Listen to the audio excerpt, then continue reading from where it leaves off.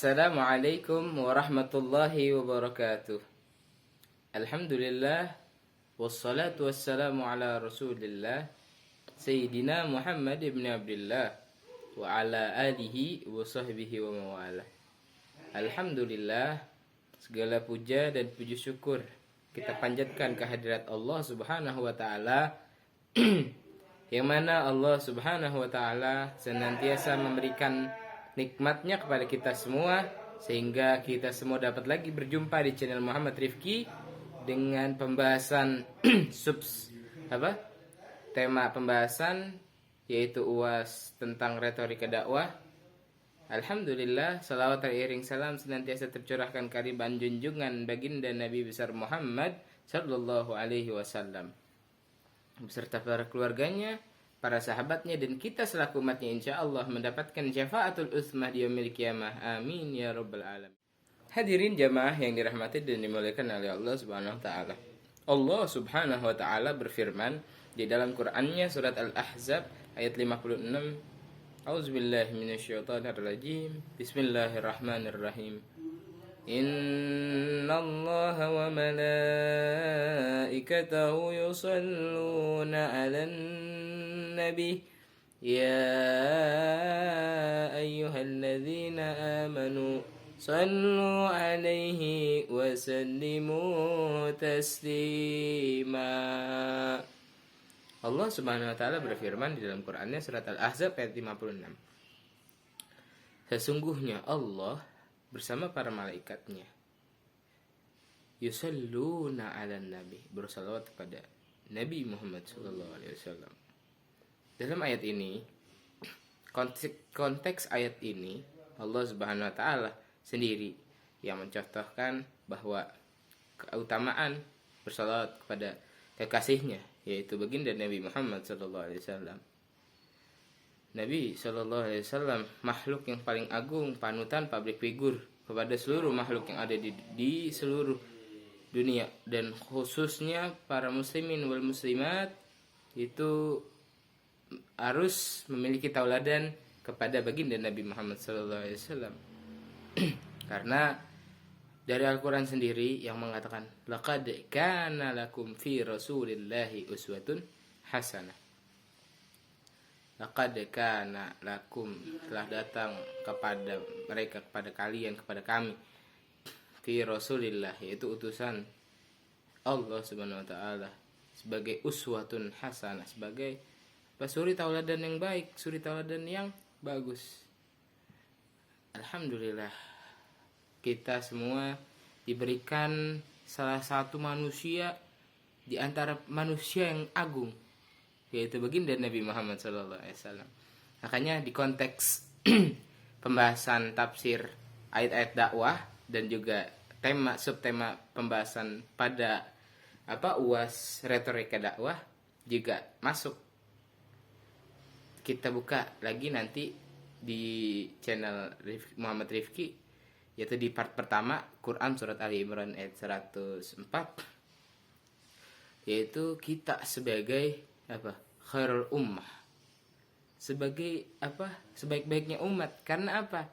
Karena itu dia khairul ummah, yang mana ta'muruna bil ma'ruf wa tanhauna 'anil munkar wa tu'minuna billah. Masyaallah. Mohon maaf, itu Quran surat Ali Imran ayat 110. Ta'muruna bil ma'ruf wa tanhauna 'anil munkar wa tu'minuna billah. Masyaallah, yang melaksanakan amal ma'ruf, yang melarang dari kemungkaran, dan juga beriman kepada Allah Subhanahu wa taala. Seperti apa sih yang dimaksud ta'muruna bil ma'ruf wa tanhauna 'anil munkar wa tu'minuna billah? Itu di dalam kita ada konteks ini masuk dalam hadis baginda Nabi Muhammad sallallahu alaihi wasallam, barang siapa yang melihat suatu kemungkaran, falyughayyirhu biyadihi, ubahlah dengan tangannya. Apabila fa'ilam yastati fabilisani, apabila nggak bisa dengan tangan, ubahlah dengan lisannya, dengan mulutnya. Fa'ilam yastati fabiqalbi, kalau nggak bisa juga dengan tangan, dengan lisan, maka dengan hati. Dengan hati dengan cara apa? Dengan cara mendoakan. dengan cara berserah diri kepada Allah Subhanahu wa taala. Allah saja yang menentukan. Dan juga kalau misalkan itulah yang selemah-lemahnya iman. Makanya kita sangat beruntung jadi umat baginda Nabi Muhammad SAW. Ya kan, seperti yang dikatakan kemarin. Kok bisa sih para nabi iri sama kita? Iyalah iri. Kenapa iri? Karena dosanya para nabi langsung dibayar kontan. Ya kayak kemarin kisahnya Nabi Adam kan. Kesalahannya satu, makan buah khuldi, ya kan? Makan buah khuldi. Itu karena dirayu-rayu, dibujuk-bujuk sama syaitan. Ya kan? Makan buah khuldi, berbuat kesalahan. Dosanya sekali. Tapi langsung dibayar kontan sama Allah. Beliau, Nabi Adam dan juga Siti Hawa diturunkan dari surga. Terus juga habis diturunkan, pas diturunin di bumi itu nggak bareng turunnya, dipisahin. Nabi Adam di deket India, di Siti Hawa di Jeddah. Makanya kenapa ada namanya kota Jeddah? Nah itu dia turunnya Siti Hawa di situ, Jeddah. Artinya kan nenek, neneknya para nenek, yaitu Siti Hawa. Makanya ketemunya di Jabal Rahmah. Nah itu Jabal Rahmah itu ketemunya antara Siti Hawa dan Nabi Adam. Masya Allah. Itu setelah diturunin dari bumi, itu turun ke bumi dengan tanpa busana. Tuh, satu dosa. Yang pertama turun dari surga ke bumi. Pas turun dari bumi dipisahin sama Siti Hawa. Lalu pas abis turun ke bumi nggak pakai baju sehelai benang pun. Coba kalau umat baginda Nabi Muhammad SAW, coba kita lihat. Umat baginda Nabi Muhammad SAW buat kesalahan banyak lagi. Tapi rahmat Allah jauh lebih banyak. Pintu rahmatnya lebih. Hanya kita sebagai umat baginda Nabi Muhammad SAW yang dikatakan dengan khairul ummah, ya, alhamdulillah bersyukur sama Allah. Ya itu dia, Nabi aja pada iri sama kita. Nabi iri, Nabi pengen jadi umat Nabi Muhammad SAW, tapi nggak bisa, ya kan? Bro banyak salahnya. Pada saat nanti kita semua dikumpulkan dan juga minta pertanggungjawaban. Umatnya pada minta pertanggungjawaban kepada nabi yang lainnya. Tapi apa kata Nabi? Seluruh umat dikumpulin, datang ke Nabi Adam. Wahai Nabi Adam, tolong kami, minta kami inian mukjizatmu, pertolonganmu. Tapi apa kata Nabi Adam? Nafsi. Gak bisa. Karena diriku dulu berbuat kesalahan sama Allah. Gak bisa diriku. Coba tanya ke Nabi Nuh. Datang lagi umat. Duk semuanya. Wahai Nabi Nuh, tolong kami, mintakan kami pertolongan kepada Allah. Apa kata Nabi Nuh? Nafsi. Gak bisa. Karena dulu aku berbuat kesalahan pada saat umatku gak mau mengikutiku, maka aku berdoa kepada Allah supaya turunkan azab kepada umatku ini. Tuh, coba minta kepada nabi yang lainnya, sampailah kepada Nabi Muhammad SAW. Sini wahai umat-umatku, sini. Masya Allah, beruntung kita jadi umat Nabi Muhammad SAW. Kayaknya kita jangan jauh-jauh dah sama Nabi, ya kan? Ikutin sunnah-sunnahnya. Sunnah-sunnahnya ikutin. Ayah, para Nabi iri, ya kan? Masya Allah kan, kisahnya, keutamaannya beribu-ribu keutamaan, ya kan? Bahkan dari seorang seorang yang notabene kafir, ya kan?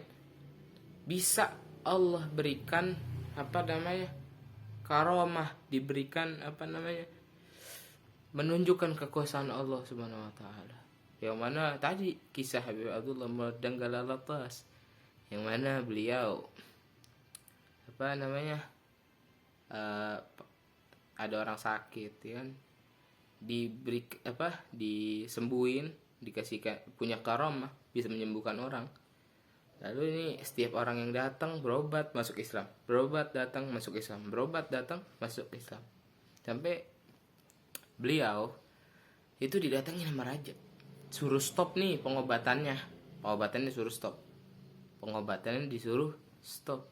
Saya nggak mau, Habib Abdullah Madanggalalatas nggak mau, ya kan? Akhirnya suatu ketika dikirimin pasukan hewan-hewan besar kayak gajah atau yang lain-lainnya yang gede-gede gitu. Tapi masya Allah dengan kekeramatannya Habib Abdullah Madanggalalatas, ya kan? Itu pasukan gajah kalah sama pasukan pasukan nyamuk. Gajahnya mati. Kaget raja. Ampun suhu, ya kan? Ampun, bahasa kita ini mah. Ya udah dah, sekarang gini aja Habib, saya nggak mau ngusik-ngusik lagi dah. Cuman ya itu dia, jangan ajak-ajak saya masuk ke dalam agama antum. Nanti saya setiap Jumat datang dan nemuin antum, kayak gitu. Sampai suatu ketika nih raja mati kan, kalau orang Hindu kan dibakar. Tapi karomahnya beliau itu tangan sama mulutnya nggak kebakar sama sekali. Jadi semuanya, seluruh tubuhnya kebakar, cuman tangan sama mulutnya nggak kebakar. Masya Allah, itu dia keberkahan, rahmat, kasih sayang Allah Subhanahu wa taala dengan mencintai itu ulama. Al ulama warasatul anbiya, ulama pewaris para nabi. Makanya karamatnya tuh raja tangan sama mulutnya gara-gara apa?